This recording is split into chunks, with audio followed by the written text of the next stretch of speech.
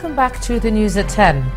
The Lagos State High Court today dismissed an application filed by a senior advocate of Nigeria, Pt.3, challenging its jurisdiction to try him on a 27-count charge bordering on obstruction of justice. Mr. Tarfa is seeking an order to quash charges of alleged willful obstruction of authorized officers of the EFCC, refusing to declare assets, making false information, and offering gratification to a public official brought against him by the anti-graft agency. Justice Adedayo Akintoye ruled that the court had jurisdiction to entertain the charges and turned down Mr. Tarfa's request for the charges to be quashed. 136 lawyers, including 40 senior advocates of Nigeria, appeared for the defendant. Justice Akintoye adjourned the matter to May the 20th and the 27th for commencement of trial and further hearing. Mr. Tarfa was first arraigned on March the 9th, 2016 by the EFCC. The Minister of Science and Technology, Dr. Obunaya Ono, has advocated the production of local technology for the digital switchover in the nation's broadcast industry. Speaking at a meeting with the British Deputy High Commissioner to Nigeria, the Minister expressed confidence that the switchover will help Nigeria's technology development. And the British Deputy High Commissioner also hopes the initiative will create employment opportunities for the nation's youth. There will also be a national research and innovation fund. I've mentioned this to you. And this fund is going to be money outside the budget. Because all countries there is no country that I know that funds their research, their science and technology and innovation efforts through budgetary provisions alone. No. So your question is very important. Money is always needed, and in the past we have never allocated enough funds to science and technology. But once we put in place the council and put in place the fund, then we will now be in a position to start getting closer to what we need to fund innovation in Nigeria. We have a provision in the budget, but until the budget is signed, I won't know how much money is allocated to establish technology villages. We can't, because of the state of our economy, we can't think of more than one. Depending on how much is allocated, that will determine how long it will take us to complete one. You see, that technology village, if you like, you can call it a technology park, is going to help people in the informal sector. Many of those who may not have even gone to school, who have bright ideas, will provide the environment for them to see the ideas up to products and services. Let's take a look at some business news for the day. Here's Anne Waudu.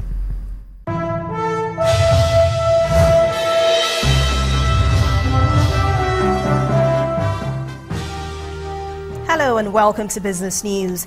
The Sales Managers Index reading for Nigeria fell further in April, contributing to the downward movement in the SMI, where all 5 of its individual components.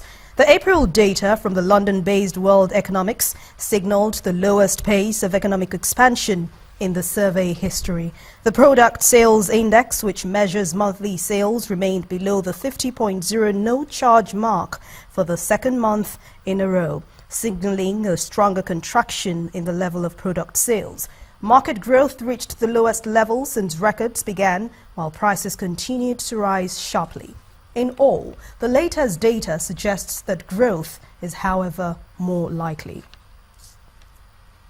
Despite the stalemate between oil-producing countries and Doha on April the 17th, some market watchers believe the oil market is still rebalancing, with medium-term prospects improving. According to global financial services company Credit Suisse Group, investors should seek more indirect exposure to oil companies as well as currencies. The oil prices rose on Friday about $45 a barrel, heading for a third straight week of gains as market sentiment turned more upbeat despite persistent oversupply. Nigeria's second-largest brewer, Guinness, has reported disappointing results for the company's 3 months ended March 2016. Top-line revenue for the listed brewer suffered a massive 15.2 billion naira during the quarter to 69.6 billion naira. The brewers' results released on Friday shows pre-tax profit a negative 5.9 billion naira to 1.2 billion naira, a net profit down to record quarterly low of 864.1 million naira, and that's against 5.22 billion naira posted in the same period a year ago. Guinness Nigeria, like other big brewers, have seen their earnings impacted by the tough local environment, including a weak consumer market. Dangote Sugar Refinery has recorded quarterly earnings in the first 3 months of the new year. The listed sugar refiner and distributor grew its sales by 16% over the fourth quarter of 2015. Now, this rise in sales figures was due to an increase in Dangote sugar prices to 7,574 naira per 50 kilogram to reflect higher production costs as well as growth. The company reports pre-tax profit growth of 120% and 52% jump in net profit. Dangote Sugar reports a tax payment of around 120 million naira in the fourth quarter of 2015. But analysts have said that the investment and securities firm FBN Quest, they say that Dangote Sugar Refinery sales, pre-tax and net profit figures were all in line with estimates. Transactions at the Nigerian Stock Exchange closed the last trading day of the week in the red after reversing previous bullish sentiments. Bisi Adebayo tells us more.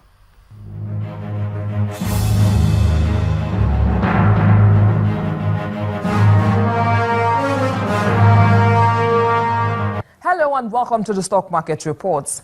The Nigerian stock market slipped back into negative territory as the all-share index tumbled 0.24% to end the week at 24,850.11. Market capitalization declined to 8.54 trillion naira. However, total volume traded climbed to 188.71 billion shares, valued at 1.51 billion naira and exchanged in over 3,000 deals. Shares of listed banks drove market volume as seen in Zenith, Access and FCMB. With a 7.73% increase, small cap Eternal Oil was the top loser ahead of Dangote Sugar and TCNN, which posted gains close to 5% each. Dangote Sugar has reported a net profit growth of 52% for the first quarter of 2016. Champion Breweries, Air Service and Tiger Brands were the top 3% losers on Friday. That ends the stock market reports. I am Bisi Adebayo.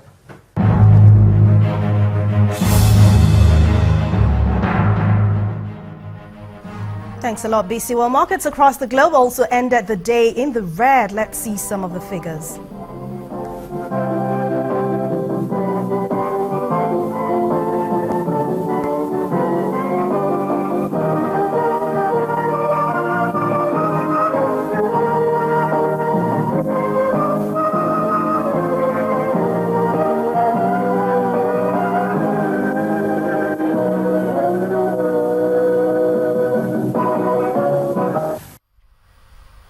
And that rounds up business news for tonight. Thank you for watching. I'm Anne Nwawado. The rest of the news at 10 continues now with Ijoma.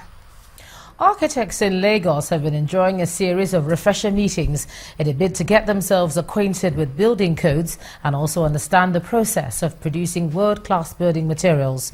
In one of such interactive sessions organized by the C Ceramica in Lagos, representatives of some world-class building designers facilitated the meeting by introducing some of their materials to participants.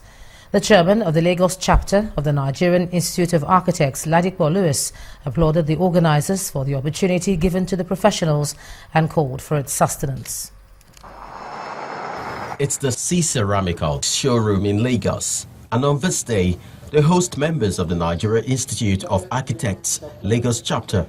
The building experts have come to have a feel of what's in store here at the showroom, as well as have an interactive session. But we're looking at the implementation of things like the building code.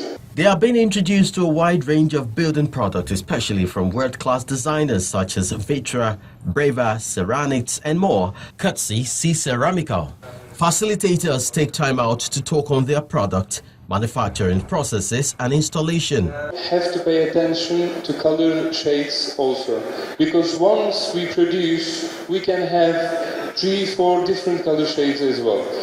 Modern day architecture requires the finest of building materials and equipment, and participants express their opinion. It's been an informative day.